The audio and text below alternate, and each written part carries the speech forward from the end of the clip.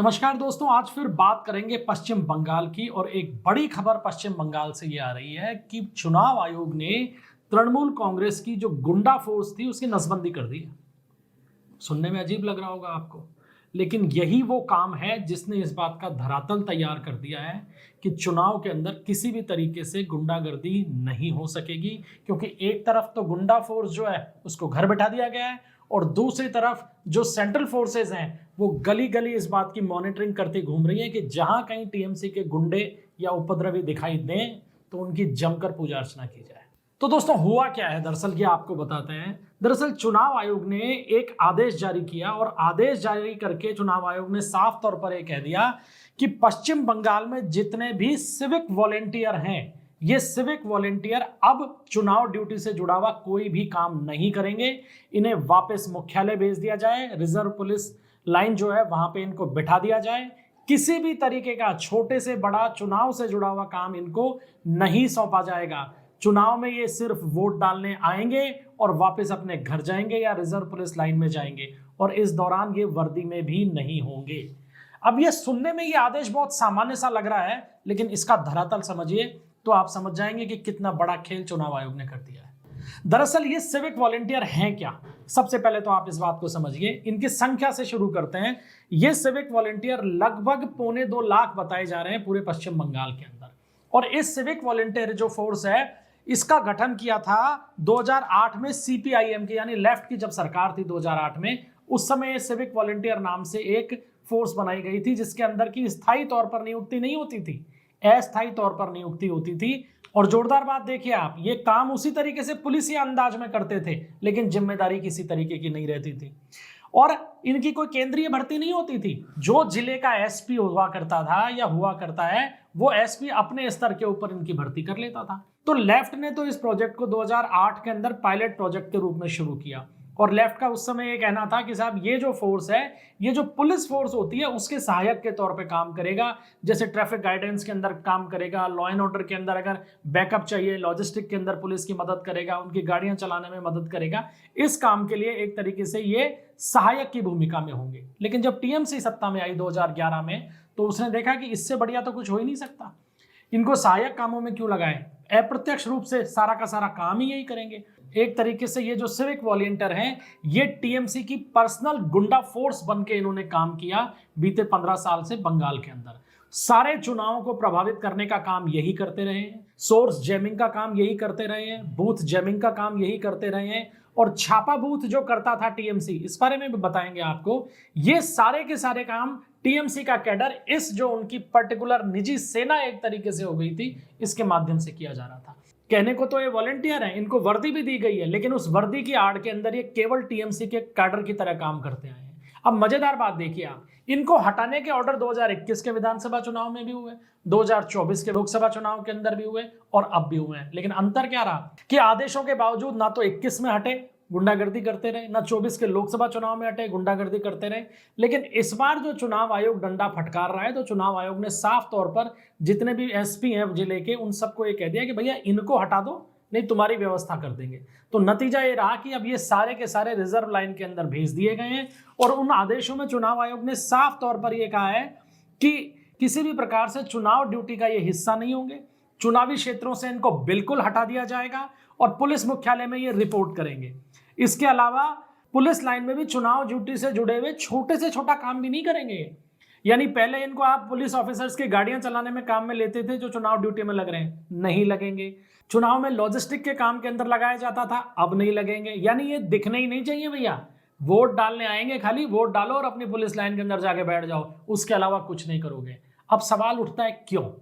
इस क्यों का जवाब गंभीर है और इस क्यों के अंदर ही वो सारी बातें छिपी हुई हैं जिसने टीएमसी को ऊपर से नीचे तक इस आदेश के बाद में हिलाकर रख दिया। दरअसल था क्या कि ये सिविक वॉलेंटियर जो है ये किस तरीके से काम करते थे, ये तो हमने आपको बता ही दिया कि मुख्य रूप से ये पुलिस फोर्स के सहायक के तौर पे अस्थायी भर्ती के द्वारा लगाए गए थे। लेकिन इन्होंने बीते 15 साल टीएमसी की पर्सनल फोर्स की तरह काम किया। अब क्या कर रहे थे देखिए, बूथ लेवल मैनेजमेंट। अब समझिए इस बात को कि चुनाव के अंदर ये बूथ लेवल मैनेजमेंट में मदद किया करते थे कि स्थानीय टीएमसी कार्यकर्ताओं के साथ समन्वय बनाते थे। काय का समन्वय बनाते थे?